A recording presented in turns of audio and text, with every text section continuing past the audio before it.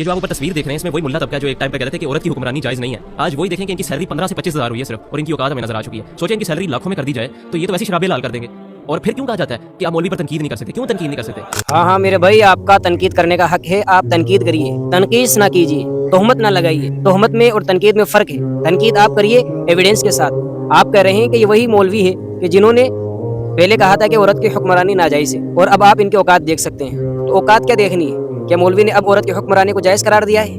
آپ جو فوٹوز اپنی ویڈیو میں دکھا رہے ہیں، تو وہاں پر جو عورت بیٹھی ہوئی ہے، کیا اس کو کسی مولوی نے انوائٹ کیا ہے وہاں پہ؟ کیا سسٹم ابھی مولوی کے ہاتھ میں ہے وہاں پہ؟ آپ کیا چاہتے ہیں کہ اگر کوئی عورت وہاں پر آپ کے لوگ کے تھرو پارلیمنٹ میں پہنچ گئی اور اس کو سیٹ مل گئی بیٹھنے کے لیے، اور وہ کوئی عہدہ اس نے لے لیا، تو وہاں سے جتنے مولوی اٹھ کر چلے جاوے؟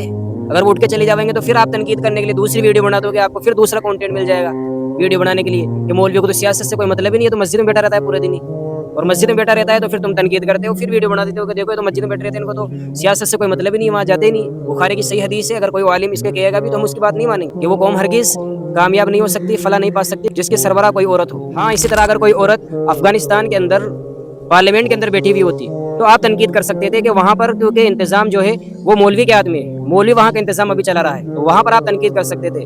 پاکستان میں کوئی اسلامک لو تھوڑی ہے۔ مولوی نے آج دین کو بیچ دیا، دین کا بیڑا گرک کر دیا اور اسے فرقہ واریت تک محدود کر دیا، تو مولوی پر تنقید کیوں نہیں کی جا سکتی؟ میں کروں گا تنقید، مجھے حق ہے۔ ہاں میں آپ کے بات سے ایگری کرتا ہوں کہ مولوی نے فرقہ واریت تک دین کو لمٹ کر دیا ہے، محدود کر دیا ہے، تو انلمیٹڈ دین بیان کون کر رہا ہے؟ اس کا نام بھی تو بتا دو ساتھ میں۔ یہ بات آپ کیا بتا رہے ہو؟ تو آپ علیہ السلام نے پہلے بتا دیا تھا کہ 72 فرقے ہوں گے، اور آپ نے اصول بتا دیا کہ جو میرے اور میرے صحابہ کے طریقے پہ رہے گا وہ کامیاب ہوگا۔ تو آپ کائنڈلی اس شخصیت کا نام بھی بتا دیجئے جہاں پر آپ لوگوں کو لے جانا چاہتے ہیں کہ جو انلمیٹڈ دین بیان کر رہا ہے۔ لے دیں گے آپ انجینئر علی محمد مرزا کا نام لیں گے، تو آپ کو ان کی اگر غلطیاں نہیں پتہ ہے تو آپ مولانا عمران صفدر صاحب کا چینل دیکھیے اور پھر لوگوں کو ادھر گائیڈ کریے۔ جب سے خلافت کے بعد ملوکیت کا دور شروع ہوا تب سے لے کر اب تک ایسے درباری مولوی جو کہ حکمرانوں کے پیسوں پر پلتے ہیں وہ اب تک پیدا ہوتے رہے ہیں، اور آج ان کی تعداد میجورٹی میں ہے جو وہی بولیں گے جو حکمران چاہیں گے۔ آپ کی اس بات میں بھی کوئی دو رائے نہیں ہے کہ ہر زمانے میں اس طرح کے مولوی رہے ہیں جنہوں نے چند ٹکڑوں کے بدلے میں اپنے ایمان کو بیچ دیا، لیکن وہیں پر دوسرے علماء حق بھی تو موجود رہے ہیں، ان کا بھی آپ کبھی کبھی نام لے لیا کریں، ان کی قربانیاں بھی بتا دیا کریں۔ آپ ایسی مکھی کیوں بنتے ہیں جو ہمیشہ گندگی پر ہی جا کر بیٹھتی ہے؟ جو اہل حدیث طبقہ ہے ان کو باہر سے ریال آتے ہیں